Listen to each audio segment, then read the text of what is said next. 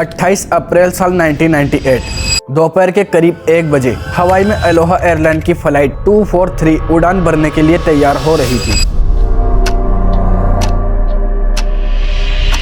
ये एक बड़ा ही सुहाना दिन था। अच्छी खासी धूप निकली थी और ज्यादातर लोग यहाँ छुट्टी मनाने आए थे। हवाई को अगर आप नहीं जानते तो ये एक ग्रुप ऑफ आइलैंड से पैसिफिक ओशियन के बीच जो अमेरिका का हिस्सा है। बड़े ही सुंदर आइलैंड से और इनकी राजधानी है होनोलुलु। ये फ्लाइट एक्चुअली में हीलो से होनोलुलु जा रही थी। हीलो एक सदर्न मोस्ट आइलैंड है हवाई का, लेकिन ये डिस्टेंस कोई ज्यादा नहीं है। सिर्फ 35 मिनट की फ्लाइट है ये, एक रूटीन फ्लाइट। ये अलोहा एयरलाइन यहीं की लोकल एयरलाइंस है जो अलग अलग आइलैंड्स को कनेक्ट करने का काम करती है। अब क्योंकि ये डिस्टेंस इतने छोटे हैं तो ये वाला स्पेसिफिक प्लेन ऑलरेडी 8 बार उड़ान भर चुका था। सुबह से 3 अलग अलग राउंड ट्रिप्स पर जा चुका था। लेकिन ये कोई अनयूजुअल बात नहीं है। ऐसे प्लेन के लिए ये बिल्कुल नॉर्मल चीज है। सब कुछ जैसा चलना चाहिए वैसा चल रहा था। पैसेंजर बोर्ड करते हैं, फ्लाइट के दरवाजे बंद किए जाते हैं और ठीक 1:25 पर यह फ्लाइट उड़ान भरती है। बस एक अनयूजुअल सी चीज होती है यहाँ पर।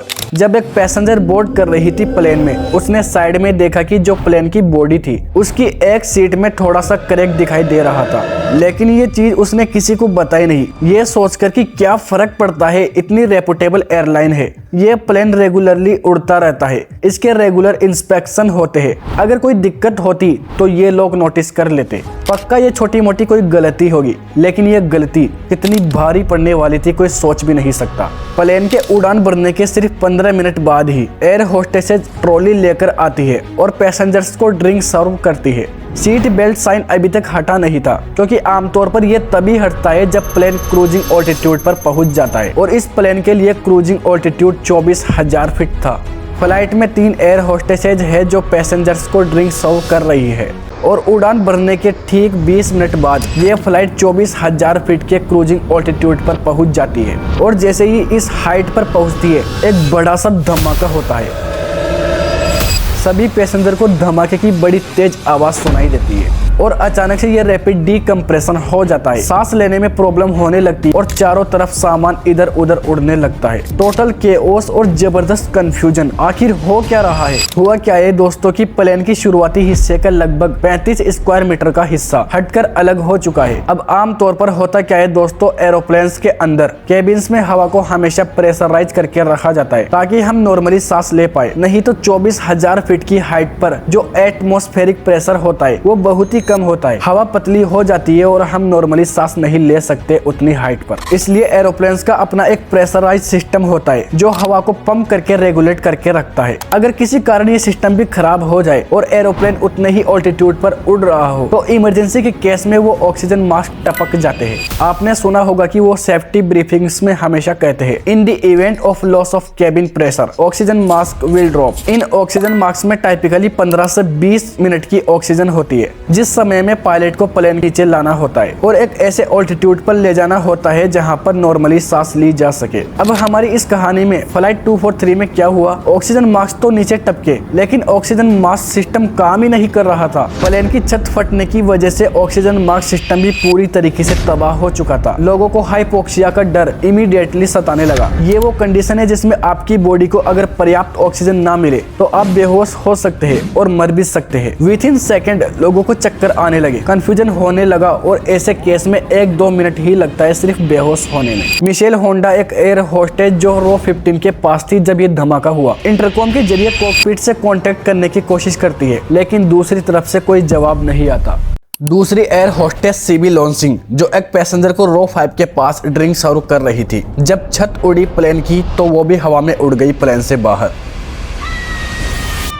तीसरी उनकी कॉलिंग जेन साटो जो रो 2 के पास थी, वो जमीन पर गिर जाती है जब एक लगेज उनके मुंह पर लगता है। तो चारों तरफ हंगामा मचा हुआ था। मिशेल को जब पायलट्स की तरफ से कोई जवाब नहीं मिला तो वो एक एक पैसेंजर से जाकर पूछने लगी, क्या तुम्हें प्लेन उड़ाना आता है? क्या तुम्हें प्लेन उड़ाना आता है? क्या आपको प्लेन उड़ाना आता है? कि यार प्लेन उड़ाने के लिए भी हमसे पूछ रहे हो? पायलट्स का क्या हुआ है यहाँ पर? अगर पायलट्स नहीं है तो हम सारे क्रैश कर जाएंगे। जमीन पर रेंगते हुए वो धीरे धीरे कॉकपिट के नजदीक नजदीक पहुंचती है और वहां उन्हें दिखाई देता है कि उनकी कॉलिग जेन साटो के सर से खून निकलना शुरू हो चुका है। वो कॉकपिट के अंदर देखने की कोशिश करती है तो उन्हें कुछ भी दिखाई नहीं देता। सिर्फ कुछ चंद मिनट ही बचे हैं यहाँ पर, जिसके बाद ये सारे पैसेंजर बेहोश हो जाएंगे और मारे जाएंगे। लेकिन हाइपोक्सिया के खतरे के अलावा ये पैसेंजर्स बहुत तेज हवाएं भी सह रहे थे। ऑलमोस्ट 500 किलोमीटर प्रति घंटे की स्पीड से हवाएं चल रही थी। आंखें खोलना बहुत ही मुश्किल हो रहा है और साथ ही साथ जो तापमान है वो -45 डिग्री सेल्सियस का है इस हाइट पर। अगर ऑक्सीजन किसी तरीके से मिल भी गई तो इतनी ठंड में ज्यादा देर तक जिंदा रह पाना पॉसिबल नहीं है। मिशेल होंडा इकलौती एयर होस्टेस जो होश में बची है यहाँ पर पायलट्स को बार बार कांटेक्ट करने की कोशिश करती है, लेकिन कोई जवाब नहीं आता। इन सारे खतरों के बीच एक अच्छी खबर ये थी कि पायलट्स एक्चुअली में जिंदा थे, और जिंदा ही नहीं दोस्तों,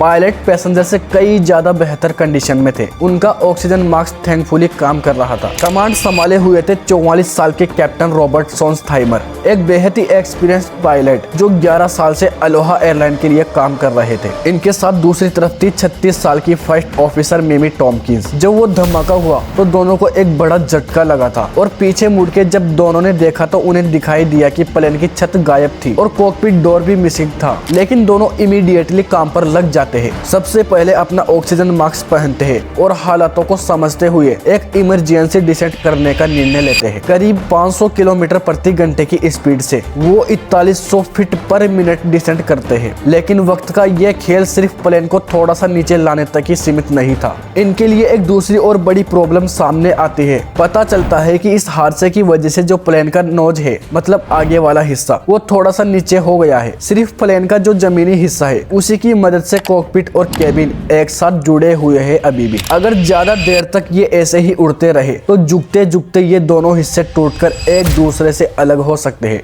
मिमी टॉम्किन होनोलुलु को कांटेक्ट करती है और उन्हें इन्फॉर्म करती है कि क्या हुआ है यहाँ पर। उन्हें कहा जाता है कि प्लेन को होनोलुलु में उतारने की छोड़ो, मावी में ही उतार लो, वो ज्यादा पास है। 1:48 पर वो मावी टावर को कांटेक्ट करके सिचुएशन बताती है। इस वक्त करीब 3 मिनट ही हुए थे जब से प्लेन की छत फटी थी, लेकिन थैंकफुली प्लेन 14,000 फीट पर आ चुका था। इस हाइट पर ज्यादातर पैसेंजर के लिए सांस लेना इतना मुश्किल नहीं था, और क्योंकि ये काम सिर्फ 3 मिनट के अंदर ही हो गया था, ज्यादातर लोग बेहोशी से बच गए और हाइपोक्सिया का रिस्क कम से कम खत्म हुआ। मिमी टॉम्किंस मावी एयरपोर्ट को कांटेक्ट करके कहती है कि सारी इमरजेंसी सर्विसेज तैयार रखो, कुछ भी हो सकता है। ढेर सारे फायर फाइटर और रेस्क्यू व्हीकल रनवे पर आकर तैयार रहते हैं। हर किसी को इस प्लेन के लैंड करने का इंतजार था। करीब 1 मिनट बाद प्लेन 10,000 फीट की हाइट पर आ गया था, लेकिन एक और प्रॉब्लम आती है। सामने एक 10,000 फीट की काली पहाड़ी। ये पहाड़ी मावी एयरपोर्ट और प्लेन के बिल्कुल बीचों बीच मौजूद थी। कैप्टन रॉबर्ट्स प्लेन को धीरे करते हैं।